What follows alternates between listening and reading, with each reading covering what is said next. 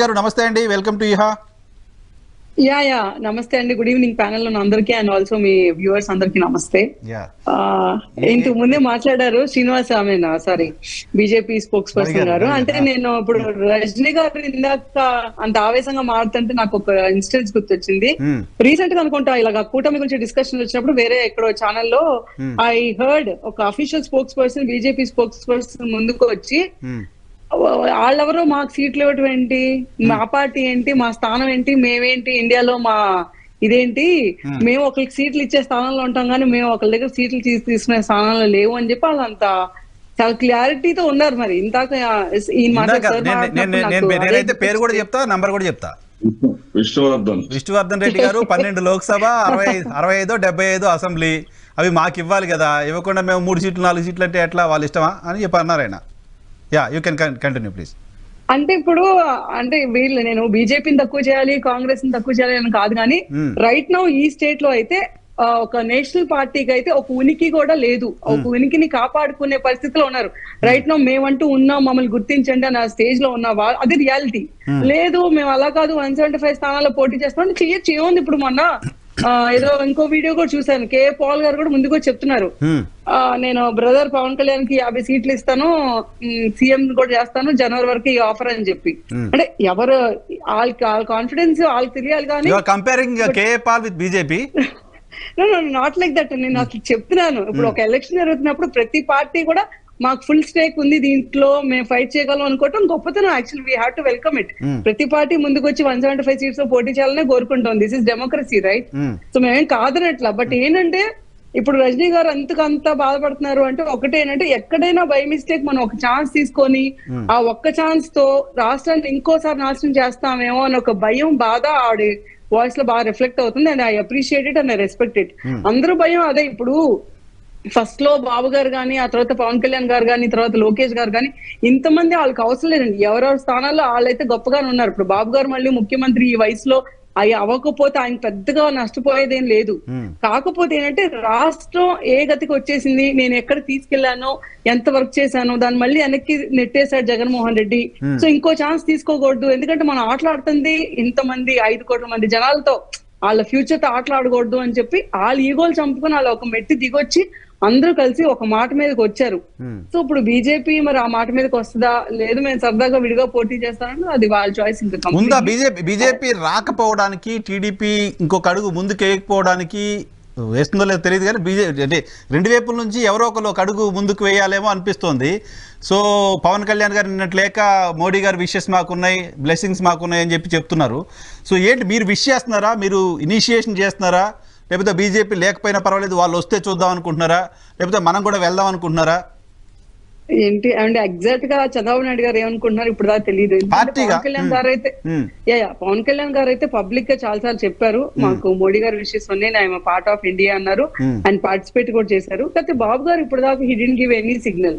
Is equally, అంటే నాకు తెలిసి ఇప్పుడు కాంగ్రెస్ గెలిచినప్పుడు మేము అప్రిషియేట్ చేస్తాం, బీజేపీ గెలిచిన అప్రిషియేట్ చేస్తాం. నో వన్ ఈజ్ మాకు ఎవరు ఎనిమీ కాదు అని చెప్పి అయితే నమ్ముతాం 100% రైట్ నౌ. ఎవరు మా ఎనిమీ కాదు, ఎవరు ఈ రాష్ట్రానికి మంచి చేయాలనుకుంటే వాళ్ళు మా మిత్రులు అని చెప్పి నమ్ముతాం అండి. 100% చెప్తున్నారు. రేపు మోడీ గారు ఇప్పుడు మీరు ఆంధ్రప్రదేశ్ లో జగన్మోహన్ రెడ్డి సర్కారు పోకపోతే రాష్ట్రానికి నష్టం, రాష్ట్రానికి ప్రమాదం అని మీరు ఏదైతే ఫీల్ అవుతున్నారో, జనసేన ఏదైతే ఫీల్ అవుతుందో, భారతీయ జనతా పార్టీ కూడా అది ఫీల్ అవుతుందని మీరు భావిస్తున్నారా? అంటే జగన్మోహన్ రెడ్డి వెళ్ళిపోవాలనా? అంటే ఇప్పుడు ఇక్కడ వచ్చే స్పీకర్స్ కానీ మాట్లాడేటప్పుడు మాత్రం అంటే I see a divided talk అండి. నేను జెన్యూన్ గా ఆనెస్ట్ గా చెప్తున్నాను. కొంతమంది ఒక 50% ఆఫ్ బీజేపీ పీపుల్ ఎవరైతే నిజంగా జెన్యూన్ గా ఈ రాష్ట్రం నష్టపోతుందని అర్థం చేసుకున్న వాళ్ళు ముందుకొచ్చి ఎస్ జగన్మోహన్ రెడ్డి ఇలాంటి శాడిస్ట్ ఉండకూడదు, లేకపోతే ఎందుకంటే బీజేపీ మెయిన్ మంత్రానే హిందుత్వ, అంటే క్లెయిమ్ చేసుకుంటారు కదా మేము హిందుత్వ అది ఇది అని చెప్పి. సో ఈ రాష్ట్రంలో జరిగే అట్రాసిటీస్ మీరు చాలా వరకు చూసుకుంటే జగన్మోహన్ రెడ్డి వల్ల జరిగే అట్రాసిటీస్, తిరుమల దేవస్థానం గురించి కానీ, లేకపోతే వేరే చోట్ల చాలా చోట్ల స్టాచ్యూస్ ధ్వంసం అవటం కానీ, ఇవన్నీ జరిగినప్పుడు బీజేపీ ఒక స్టాండ్ తీసుకొని స్ట్రాంగ్ హోల్డ్, బికాస్ వాళ్ళు నమ్మే ఐడియాలజీ హిందుత్వ కాబట్టి ఇక్కడ జరుగుతున్నంత కన్వర్షన్స్ అనేది అంటే అది తప్పు ఇది రైట్ అని అనను కానీ అట్లీస్ట్ వాళ్ళ ఐడియాలజీకి అగేన్స్ట్ గా నడుస్తుంది కాబట్టి అక్కడైనా ఒక స్టాండ్ తీసుకొని మరి వాళ్ళు ఏమైనా ముందుకు వచ్చి దానికి ఏ మెజర్స్ తీసుకోవాలి, అసలు వాళ్ళు ఈ సార్లు ఇక్కడికి వచ్చి పోటీ చేయాల్సిన అవసరం కూడా లేదండి. ప్రధానమంత్రినే మోడీ, నరేంద్ర మోడీ. నిజంగానే ఆయన తలుచుకుంటే, నిజంగా ఒక సెంటర్ తలుచుకుంటే ఈ రాష్ట్రాన్ని బాగుపరచడం ఎంత 5 సెకండ్ల పని. బట్ వాళ్ళు ఎందుకు తలుచుకోవట్లేదు, వాళ్ళకి ఎక్కడ ఈగో హర్ట్ అయింది ఏంటి, వాళ్ళు ఫండ్స్ ఇస్తే ఇక్కడ మిస్యూజ్ అవుతుంది అని ఫీల్ అవుతున్నారా, అదైతే యాక్చువల్ గా ఐడియా లేదు. ఆయన బీజేపీ బాబు గారు కూడా ఆ విషయంలో సైలెన్స్ మెయింటైన్ చేస్తున్నారు. ఎగ్జాక్ట్లీ, అవును. మనం సైలెంట్ గా ఉన్నాం ఎందుకంటే ఎప్పటికైనా సరే మనకి ప్రధానమంత్రి గారే కదా ఫండ్స్ ఇవ్వాల్సింది, సెంటరే ఫండ్స్ ఇవ్వాలి కాబట్టి obviously there is no point in fighting against them. కానీ ప్రధానమంత్రి గారికి సంబంధించిన ఏమంటారు పాస్ వ్యాలిడిటీ మే వరకు ఉంది, మళ్ళీ అది ఎక్స్టెన్షన్ అవుతుందా లేదా చూడాలి. కాంగ్రెస్ పార్టీ మేము దేశంలో అధికారంలోకి వస్తే మొదటి సంతకం ఆంధ్రప్రదేశ్కు ప్రత్యేక హోదాపై పెడతామంటోంది. ఎందుకు కాంగ్రెస్ పార్టీ వైపు తెలుగుదేశం ఆలోచించదు? అంటే ఇప్పుడు నమ్మట్లా అంటే చిన్న మాట చెప్తా మీకు, మేము ఏ ప్రావిన్సెస్ ఎందుకు నమ్మట్లేదు అంటే 2019 అప్పుడు 2014 అప్పుడు కూడా బీజేపీ నుంచి అంతే విన్నాం. అసలు మనం డిమాండ్ చేస్తున్న 1000 కోట్లు కాదు, మేము అంతకన్నా డబ్బులు ఇస్తామని చెప్పి బీజేపీ అంటే పార్లమెంట్ సాక్షిగా కూడా అనౌన్స్ చేసింది. ఆ రోజు మనకు అదే హోప్స్ క్రియేట్ అయినాయి కాబట్టి ఇంకా రైట్ నో స్పెషల్ స్టేటస్ అనే హోప్ లోకి ఆ లూప్ లోకి మళ్ళీ వెళ్ళదలుచుకోలేదు. ఇక్కడ అందరికీ తెలుసు అది నిజంగా ఇంటెన్షన్ ఉంటే ఎలా బిహేవ్ చేస్తారు, లేకపోతే ఊరినే ఓట్ బ్యాంక్ కోసం ఆ సెకండ్ ఓటర్స్ ని మభ్య పెట్టడం కోసం ఎలా మాట్లాడతారు అని అన్ని పార్టీస్ చూసారు కాబట్టి so there is no point in debating and discussing about it. ఇప్పుడు రాహుల్ గాంధీ వస్తే ఇస్తారు, వాళ్ళు ఇస్తారా లేదనే కాదు, పబ్లిక్ లో ఉందా లేదా, ప్రజలకు అవసరమా లేదా, దాన్ని ఏమైనా ఐడెంటిఫై చేస్తున్నారా? అంటే ఇప్పుడు ఆయన అఫెండ్ అవును అంటే చిన్న పాయింట్ ఏంటంటే యాక్చువల్ గా బీజేపీ మీద ఎక్కువ హోప్స్ పెట్టుకుంది కాబట్టి ఆంధ్రప్రదేశ్ కాంగ్రెస్ కన్నా బీజేపీ నెత్తిమే పెట్టుకుంది ఒకప్పుడు 2014 లో. ఈ రోజు అదే బీజేపీ ఎప్పుడైతే మొండి చేయి చూపించడం స్టార్ట్ చేసినప్పటి నుంచి జనాల్లో తెలియని ఒక ఎవర్షన్ కాంగ్రెస్ మీద కన్నా కూడా బీజేపీ మీద ఎక్కువ కోపం పెరగడం అయితే పబ్లిక్ లో అయితే ఉంది right now.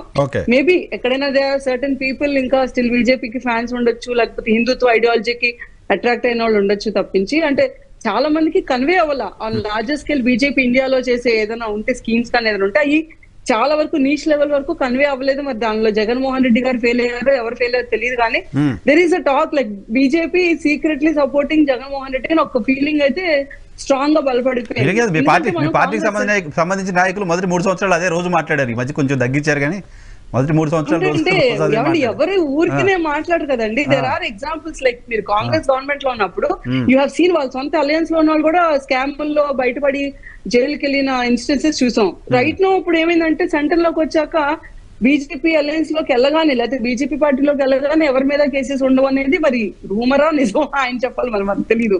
Actually if you have to escape ED and CBI you have to join BJP అనే ఒక ప్రామినెంట్ స్టేట్మెంట్ అయితే మరి అందరూ ప్రచారం చేయడం పైకెత్తితే మనం చూస్తున్నాం. నేషనల్ పాలిటిక్స్ మీరు కన్సిడర్ చేసుకుంటే మనకి క్లియర్ కట్ గా కనిపిస్తుంది. చాలా ఎగ్జాంపుల్స్ ఉన్నాయి. సే అవన్నీ పక్కన పెడితే వి స్టిల్ విష్ అండి, అది బీజేపీ అవుతుందా కాంగ్రెస్ అవుతుందా ఇంకే పార్టీ అవుతుందో తెలియదు కానీ national party and the party which benefits Andhra Pradesh. That's a major thing. Right. Which benefits Andhra Pradesh, which understands Andhra Pradesh. ఇక్కడ ఎంత ఇబ్బందులు అవుతున్నాయి ఒక్కళ్ళు వచ్చి which benefits తెలుగుదేశం జనసేన కూటమి too. ఓకేనండి, మేము బెనిఫిట్ అవుతామా, అది కూడా కదా, అది బెనిఫిట్ అవుతేనే కదా మీరు స్టేట్ కి చేసేది. అది కాదండి, మేము బెనిఫిట్ అవటం అంటేనే మా దృష్టిలో స్టేట్ బెనిఫిట్ అవటం మేము కోరుకుంటున్నాం అంతే. ఎందుకంటే